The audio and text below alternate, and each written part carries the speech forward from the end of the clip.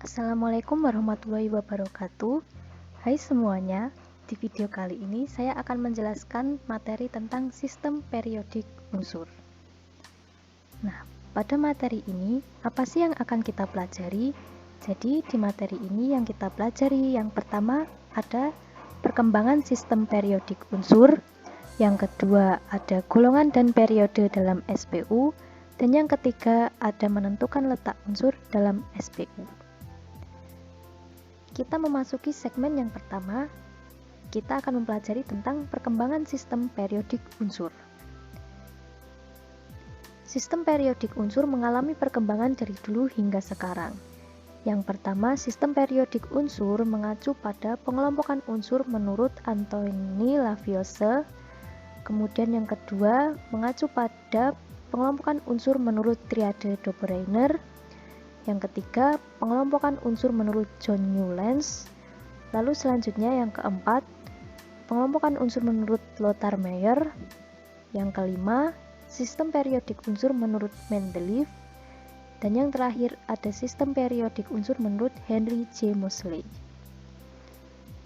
Yang pertama, kita akan membahas tentang pengelompokan unsur menurut Anthony Lavoisier. Metode pengelompokan unsur menurut Anthony Lavoisier ini adalah metode pengelompokan unsur yang paling sederhana, karena saat itu baru diketahui ada 33 unsur. Unsur ini dikelompokkan ke dalam unsur logam dan non-logam. Pengelompokan unsur ini didasarkan pada perbedaan sifat yang dimiliki oleh unsur-unsur tersebut, seperti yang ada pada tabel berikut. Penggolongan ini tidak maksimal karena kemudian ditemukan unsur yang bersifat metaloid atau unsur yang memiliki sifat logam maupun non-logam. Yang selanjutnya yaitu pengelompokan unsur menurut triade Dobereiner. Dobereiner mengelompokkan 3 unsur berdasarkan kemiripan sifat yang disebut dengan triade.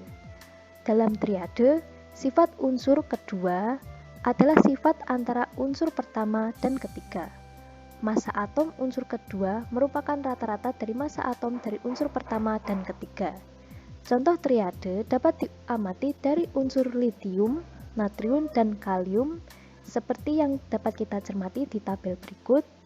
Nah, pada tabel berikut, unsur litium memiliki massa atom 6,94 dan kalium memiliki massa atom 39,10.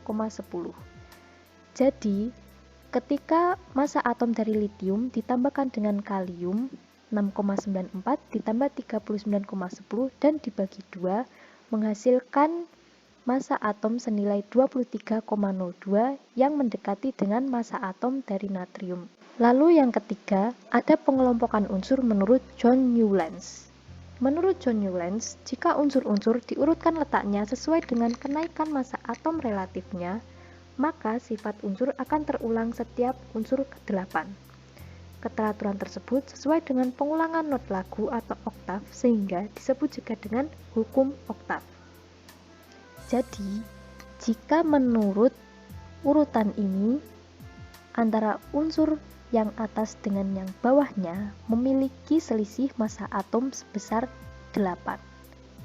Akan tetapi, pengelompokan unsur ini tidak diterima karena ditemukannya beberapa oktav yang berisi lebih dari 8 dan tidak cocok dengan unsur bermassa atom besar. Jadi, ada beberapa unsur yang memiliki selisih dengan unsur di bawahnya yang lebih dari selisih massa atom lebih dari 8. Sehingga pengelompokan unsur ini kemudian tidak diterima. Dan yang selanjutnya ada pengelompokan unsur menurut Lothar Meyer. Pengelompokan unsur ini didasarkan pada kenaikan massa atom. Akan tetapi, kekurangan dari pengelompokan unsur ini yaitu masih adanya unsur-unsur yang massa atomnya lebih kecil yang diletakkan di depan unsur yang massanya lebih besar.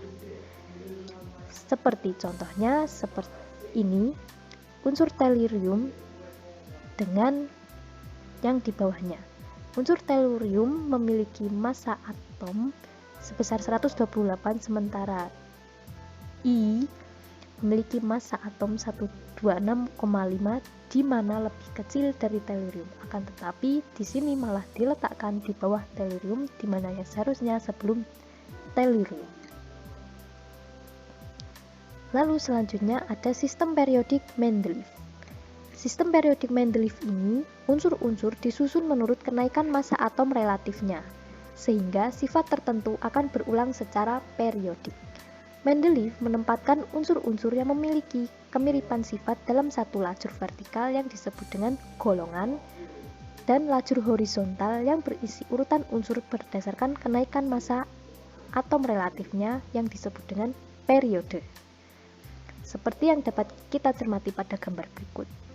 Akan tetapi, kelemahan dari sistem periodik Mendeleev yaitu adanya unsur-unsur dengan massa lebih besar terletak di depan unsur yang massanya lebih kecil. Seperti contohnya pada unsur plumbum atau timah dan talium. Di sini, unsur plumbum yang memiliki massa atom 207 diletakkan lebih dulu dari talium yang memiliki massa atom 182 dan wolfram 184, di mana seharusnya plumbum harusnya berada setelah talium dan wolfram. Oleh karenanya, sistem periodik Mendeleev ini mengalami perkembangan lagi di masa berikutnya. Dan yang terakhir ada sistem periodik modern Henry J. Moseley. Sistem periodik Henry J. Moseley ini merupakan penyempurnaan dari hukum periodik Mendeleev. Sistem periodik ini didasarkan pada kenaikan jumlah proton atau nomor atom, berbeda dengan sistem periodik yang sebelumnya yang didasarkan pada kenaikan massa atom relatif. Sistem periodik inilah yang berlaku sampai sekarang sehingga disebut dengan sistem periodik unsur modern. Seperti yang dapat kita cermati pada gambar berikut, sistem periodik ini sama seperti dengan tabel periodik yang kita gunakan sekarang ini. Selanjutnya, kita akan membahas tentang golongan dan periode dalam sistem periodik unsur. Apa itu golongan dan periode? Jadi, golongan dan periode dapat dijelaskan yaitu golongan adalah lajur vertikal yang tersusun unsur-unsur dengan jumlah elektron valensi atau elektron terluar yang sama. Sementara itu, periode adalah lajur horizontal yang tersusun atas unsur-unsur dengan tingkat energi atau jumlah kulit yang sama. Golongan dan periode di SPU dapat digambarkan sebagai berikut. Nah, pada urutan ke kiri hingga ke kanan terdapat golongan di mana golongan ini ada 1 hingga diurutkan dari 1 hingga 18. Sementara itu periode diurutkan dari atas ke bawah yang urutannya ada 1, 2, 3, 4, 5, 6, 7. Nah, dalam satu lajur horizontal ini berisi unsur-unsur yang jumlah kulitnya sama. Sementara itu pada lajur vertikal yang merupakan golongan berisi unsur-unsur dengan jumlah elektron valensi sama.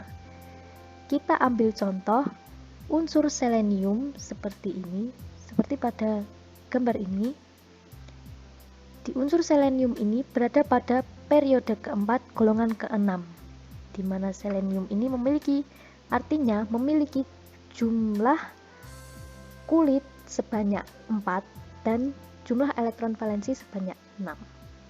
Meskipun di sini digambarkan golongan dari unsur selenium berada pada urutan 16, akan tetapi jika pada golongan ini, jika dihitung dari elektron valensinya, ini merupakan golongan ke-6.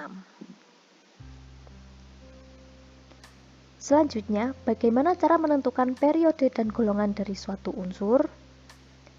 Karena sistem periodik unsur modern, pengurutan unsurnya didasarkan pada nomor atom, maka untuk dapat mengetahui golongan dan periode suatu unsur dapat ditentukan dari konfigurasi elektronnya.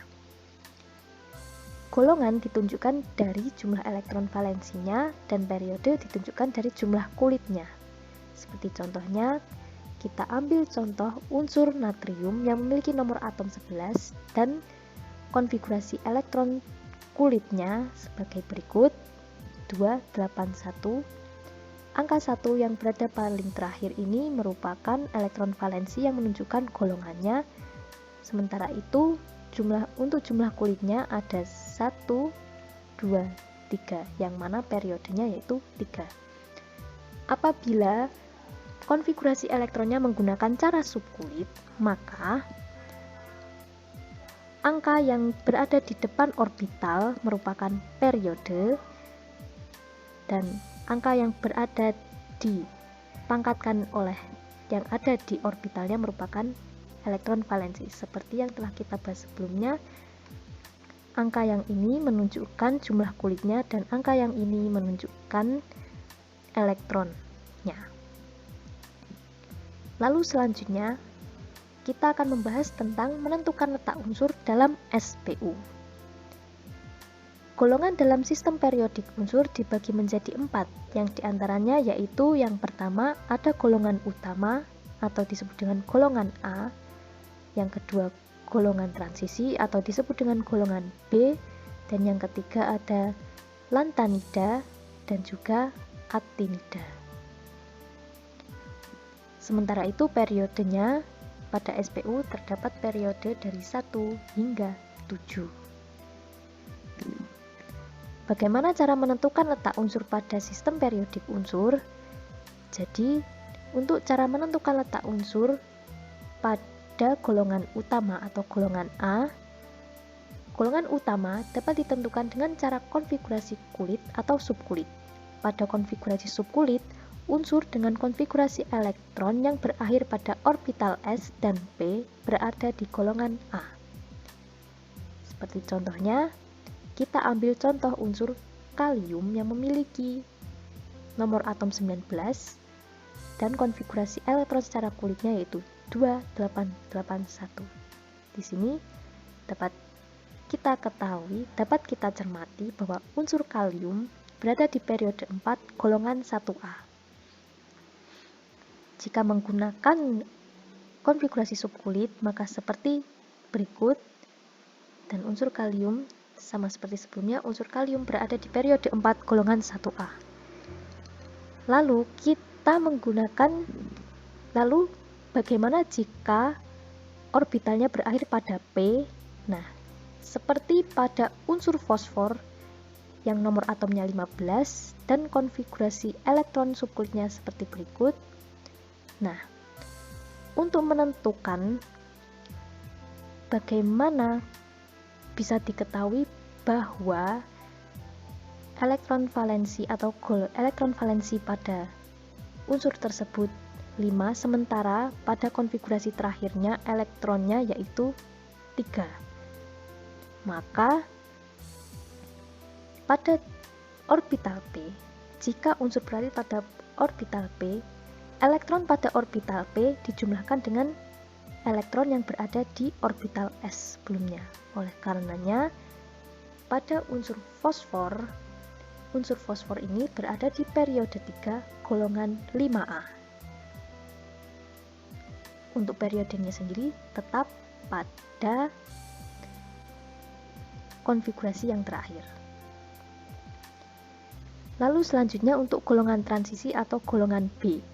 Pada golongan transisi hanya bisa ditentukan dengan cara konfigurasi elektron subkulit. Unsur pada golongan B, konfigurasi elektronnya berakhir pada orbital ns pangkat X, n-1 dy atau n-1 dy ns pangkat X. Seperti contohnya, kita ambil contoh unsur kobalt dengan nomor atom 27 dan konfigurasi elektron sebagai berikut. Nah, pada unsur CO ini ada konfigurasi 4s2 yang merupakan nsx dan konfigurasi 3d5 yang merupakan n1d pangkat y. Elektron valensi pada unsur kobalt berada pada orbital D, membuktikan bahwa kobalt berada di golongan B. Jumlah elektron valensi yaitu 7 yang diambil dari penjumlahan elektron di orbital D dan orbital S 2 plus 5 sehingga diketahui elektron valensinya 7 dan berada di golongan 7B. Nilai N dari Ns adalah 4, di mana di situ merupakan nilai kulit tertinggi, membuktikan bahwa kobalt berada pada periode 4. Nah, untuk rincian rumus konfigurasi elektron valensi dari golongan utama dan golongan transisi dapat kita lihat di tabel berikut. Nah, selanjutnya berdasarkan jenis orbital terakhir, unsur dalam sistem periodik unsur dapat dibagi menjadi 4 blok, yang diantaranya pertama blok S untuk golongan 1A dan 2A, blok P untuk golongan 3A sampai 8A, blok D untuk golongan 1B sampai 8B, dan blok F untuk lantanida dan aktinida. Akan tetapi, untuk penentuan unsur ke dalam golongan lantanida dan aktinida tidak saya cantumkan karena cara penghitungannya cukup rumit. Selain itu, untuk menentukan suatu unsur dalam lantanida dan aktinida ini tidak dibahas dalam materi SMA. Baiklah, sekian materi tentang sistem periodik unsur.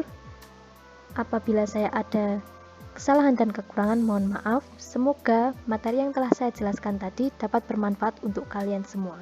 Tetap semangat belajar dan sampai jumpa.